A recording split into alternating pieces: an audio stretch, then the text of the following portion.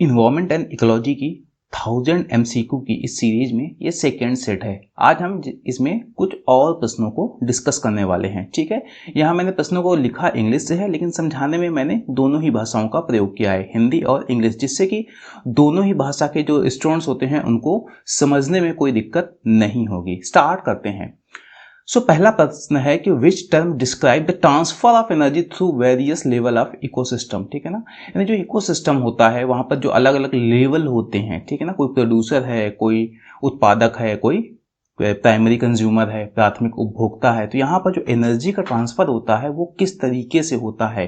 Bio geochemical cycle बोले तो भूजैव रासायनिक चक्र से, फूड वेव खाद्य जाल, एनर्जी फ्लो, ठीक है ना, ऊर्जा का जो फ्लो होता है उससे, या फिर ट्रॉपिक लेवल, ठीक है ना, यानी पोषण स्तर के माध्यम से होता है। तो इसका सही आंसर है एनर्जी फ्लो। ठीक है ना, एक पोषण स्तर से दूसरे पोषण स्तर पर, ठीक है ना, एक ट्रॉफिक लेवल से दूसरे ट्रॉफिक लेवल पर जो एनर्जी का फ्लो होता है वो किस तरीके से होता है, वो कॉन्सेप्ट होता है एनर्जी फ्लो का। Energy flow refers to the movement of energy through different trophic levels in an ecosystem starting from producers and ending with decomposer। Sunlight से जो प्लांट्स होते हैं वो एनर्जी प्रोड्यूस करते हैं, ठीक है ना, इसके बाद ये एनर्जी शिफ्ट होती जाती है और कब तक होती है, डिकम्पोजर्स तक पहुंचती है और वापस मिल जाती है मिट्टी में। ठीक है ना, यानी कि इस जो पूरे बायोटिक वर्ल्ड होता है, जैविक घटक होते हैं, उनसे बाहर निकल जाती है। ओके, तो ये हो गया पहला। दूसरा, इन food chain which organism is always at the first trophic level. Food chain जो होती है ना, जो तो उसमें जो कौन सा जीव प्रथम पोषक स्तर पर होता है, फर्स्ट ट्रॉफिक लेवल, ठीक है ना, हर्बीवोर, प्रोड्यूसर, कार्निवोर और डिकम्पोजर। हर्बीवोर बोले तो शाकाहारी, ये होते हैं उत्पादक, ये होते हैं जो मांसाहारी होते हैं, और ये अपघटक। तो जो वो फूड चेन होती है वो कहाँ से स्टार्ट होती है, जो खाना अपना स्वयं बनाते हैं जैसे प्लांट्स वगैरह। प्रोड्यूसर होते हैं वो फूड चेन में जो पहला स्तर होता है वहां पर होते हैं, जैसे यहाँ पर ये क्या है, ये प्रोड्यूसर।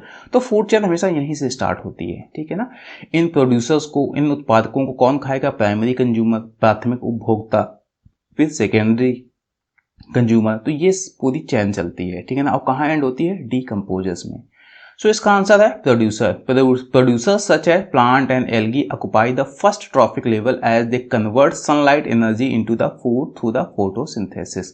ये प्रोड्यूसर क्या करते हैं, सूर्य का प्रकाश लेते हैं और एनर्जी को जनरेट करते हैं और बायोमास के रूप में स्टोर कर लेते हैं। ठीक है ना, फिर इनको खाते हैं कौन, ये मान लो टिड्डे वगैरह, तो इनके पास एनर्जी पहुंचती है। तो ये हो गया सेकंड। तीसरा, which of the following describes a network of interconnected food chains in an ecosystem. ठीक है ना, यानी जब अलग अलग फूड चेन्स आपस में मिल जाती हैं तो उसे क्या बोलते हैं, उसे एनर्जी फ्लो बोलते हैं, उसे फूड वेव बोलते हैं, या इकोलॉजिकल पिरामिड, या फिर बोलते हैं बायोटिक इंटरैक्शन। आपको पता होना चाहिए कि जब मल्टीपल फूड चेन मिलती हैं तो क्या बनता है, फूड वेब। तो फूड चेन क्या है, जो इस पेड़ है, यहां से इस घास को किसने चला, डियर ने, तो एक फूड चेन ऐसे जा रही है। यहां पर देखो इस घास से एक फूड चेन ऐसे जा रही है और एक फूड ऐसे जा रही है। तो 3 फूड चेन या 4 फूड चेन यहां पर नजर आ रही हैं। तो ये चारों जब मिल जाएं तो उसे बोलते हैं food web. Food web consist of multiple food chains. ठीक है, तो ये हो गया इसका आंसर। आगे समझते हैं, which of the following is an example of decomposer in food chain. पूरा जो फूड चेन होती है उसमें अपघटक कौन होते हैं, डीकम्पोजर कौन होते हैं, लायन, ग्रास होपर। तो लायन होते हैं मांसाहारी, ठीक है ना, तो कंज्यूमर मिलेंगे शायद सेकेंडरी, या कहते हैं ना टॉप कंज्यूमर होंगे ये। ग्रास होपर ये तो शाकाहारी होते हैं ये, ठीक है ना, घास खाते हैं। फिर हॉक, ये भी टॉप कंज्यूमर है। फंगस, ये होते हैं अपघटक, ठीक है ना, फंगस या बैक्टीरिया, कवक या बैक्टीरिया क्या होते हैं, अपघटक होते हैं, डीकम्पोजर होते हैं।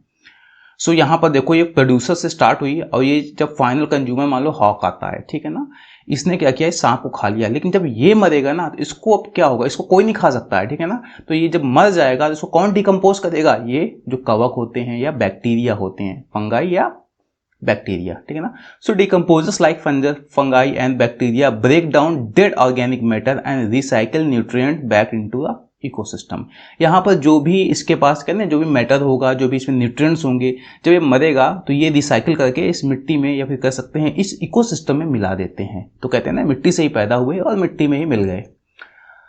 सो which type of ecological pyramid depicts the number of organism at each trophic level. बहुत ही आसान है, ठीक है ना। कौन सा पिरामिड जो नंबर ऑफ ऑर्गेनिज्म, जो जीवों की संख्या है, उसको दिखाता है। आपको पता होना चाहिए, बायोमास जो होता है वो बायोमास को दिखाता है, एनर्जी पिरामिड एनर्जी को दिखाता है, और पिरामिड ऑफ प्रोडक्टिविटी जो ऐसे होता ही नहीं है जाके, और पिरामिड ऑफ नंबर ये किसको दिखाता है, नंबर ऑफ, ठीक है ना, जो ऑर्गेनिज्म होते हैं, जीव होते हैं, उनके बारे में। बहुत ही आसान प्रश्न था।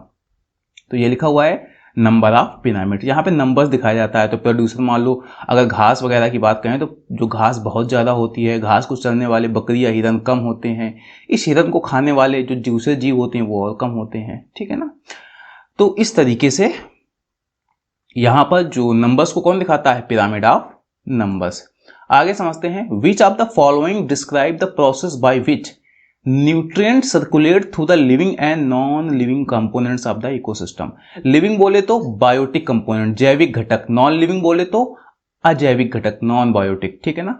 तो ऐसा कौन सा प्रोसेस है जिसके थ्रू जो क्या होते हैं ना, न्यूट्रिएंट्स होते हैं, पोषक तत्व होते हैं, वो सर्कुलेट होते रहते हैं बायोटिक एंड अबायोटिक कंपोनेंट्स में, ठीक है ना, जैविक व अजैविक घटकों में। एनर्जी फ्लो नहीं, बायोटिक इंटरेक्शन नहीं, फूड वेव नहीं, वो है बायो जियोकेमिकल साइकिल, भू जैव रासायनिक चक्र, जल चक्र, कार्बन चक्र, नाइट्रोजन चक्र, आपने सुन रखा होगा। तो इसका आंसर क्या है, बायो जियोकेमिकल साइकिल।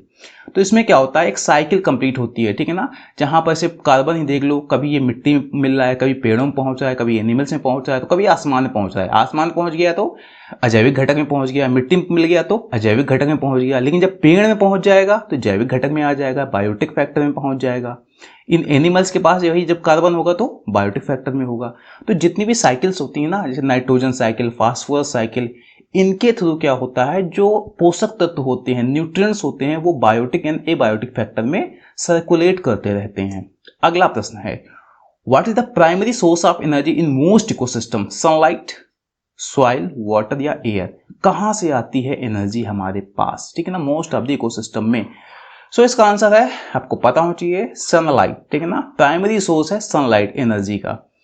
तो ये जो सनलाइट आ रही है ना, जब ये पेड़ों में पड़ती है तो पेड़ों से क्या होता है, पेड़ क्या करते हैं, फोटोसिंथेसिस करते हैं, प्रकाश संश्लेषण करते हैं और कुछ बनाते हैं, एक बायोमास, ठीक है ना, क्रिएट करते हैं, और उस बायोमास का जो शाकाहारी होते हैं वो खाते हैं, तो उनके पास वो एनर्जी जाती है। तो एनर्जी प्राइमरी कहाँ से आ रही है, इन सनलाइट से आ रही है, ठीक है ना। तो sunlight is the primary source of energy in most ecosystem. आगे समझते हैं, Which of the following represents a mutualistic interaction in ecosystem? इन सब पर वीडियो, डिटेल्ड वीडियो अवेलेबल है, बहुत ही अच्छे से मैंने एक्सप्लेन किया है, वहां फॉलो कर सकते हैं।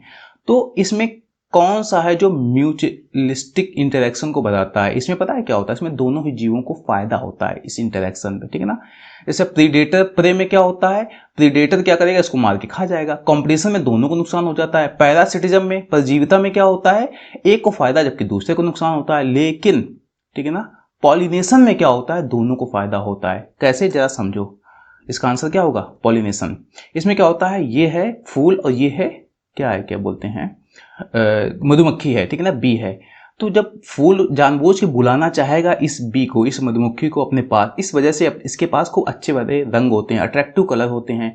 तो जो मधुमक्खी होती है उसका रस चूसने के लिए, नेक्टर पाने के लिए यहाँ पर आती है, तो इसको मिलता है रस, ठीक है ना, ये अपना शहद बनाती है फिर उससे, और बदले में इसको क्या मिलता है, इस फूल को, इसके जो पॉलन होते हैं, ठीक है ना, जो भी पराग कण होते हैं, वो इस मधुमक्खी से चिपक कर कहीं और पहुंचते हैं, दूसरे फूल में पहुंचते हैं, जिससे कि इसकी जो पॉपुलेशन है वो ग्रो करती है, ठीक है ना, इस फूल की, और इसको खाना मिलता है। तो यहाँ पर क्या हो रहा है, ये है म्यूचुअलिस्टिक रिलेशनशिप, यहाँ पर दोनों को ही फायदा होता है, ठीक है ना। तो pollination is a mutualistic relationship. आगे समझते हैं, what is the main reason for the loss of biodiversity due to human activities, ठीक है ना। ऐसा कौन सा कारण है जिसकी वजह से जो बायोडाइवर्सिटी का बहुत ज्यादा लॉस हुआ है, ठीक है ना, ह्यूमन एक्टिविटीज की वजह से, यहाँ पर ध्यान देना है।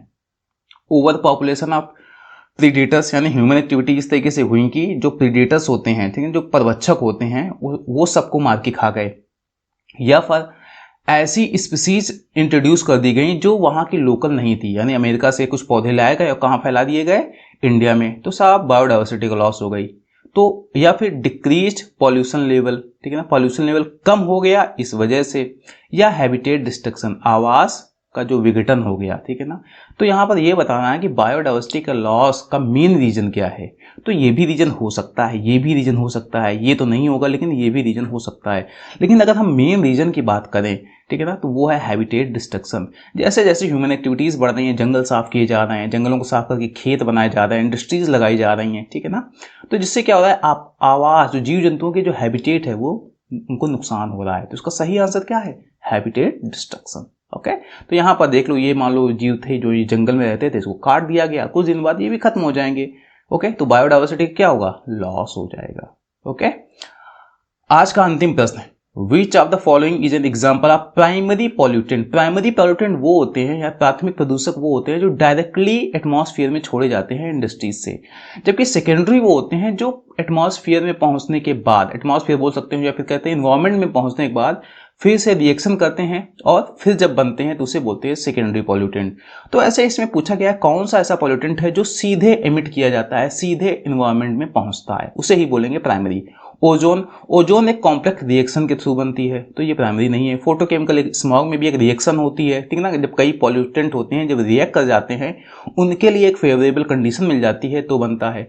एसिड रेन भी ये प्राइमरी नहीं है, लेकिन पर्टिकुलेट मैटर प्राइमरी पॉल्यूटेंट है। कैसे, ये धूल के जो कण होते हैं ना, यही हो जाएगा पर्टिकुलेट मैटर। आप चलते हैं, गाड़ी तेज चला रहे हैं तो धूल उड़ रही है जाके, तो वो क्या है, पर्टिकुलेट मैटर। या फिर आपने चूल्हा जलाया, ठीक है, चूल्हे में लकड़ी जलाई तो उससे जो धुआं निकला वो क्या है, पर्टिकुलेट मैटर। तो सीधे निकल रहा है और एटमॉस्फेयर में या इन्वायरमेंट में पहुंच रहा है, तो ये क्या हो जाएगा, प्राइमरी पॉल्यूटेंट। वैसे सेकेंडरी भी हो सकता है, ठीक है ना, यानी पर्टिकुलर मैटर प्राइमरी पॉल्यूटेंट भी हो सकता है और सेकेंडरी। तो जब दोनों भी हो सकता है तो ये क्या हो गया, दिस वन। क्योंकि कभी कभी क्या होता है, ये पर्टिकुलर मैटर कुछ कॉम्प्लेक्स रिएक्शन के थ्रू भी बन सकता है, ठीक है ना। तो इसमें क्या है, जो सही आंसर क्या है, पर्टिकुलेट मैटर। जैसे आप चले, आपने धूल उड़ा दी तो वो क्या हो गई, प्राइमरी पॉल्यूटेंट यानी कि पर्टिकुलेट मैटर। तो ये जो आपको धूल दिख रही है ना, आंधी आई और धूल उड़ रही है, तो ये क्या है, पर्टिकुलेट मैटर। तो ये क्या है, एक तरीके का प्राइमरी पॉल्यूटेंट है, ठीक है ना, प्राथमिक प्रदूषक है। तो ये थे हमारे आज के जो प्रश्न है। आगे आएंगे हम और अपकमिंग क्वेश्चंस को हम डिस्कस करेंगे और हम लगभग 1000 प्रश्नों को हम डिस्कस करने वाले हैं। ओके।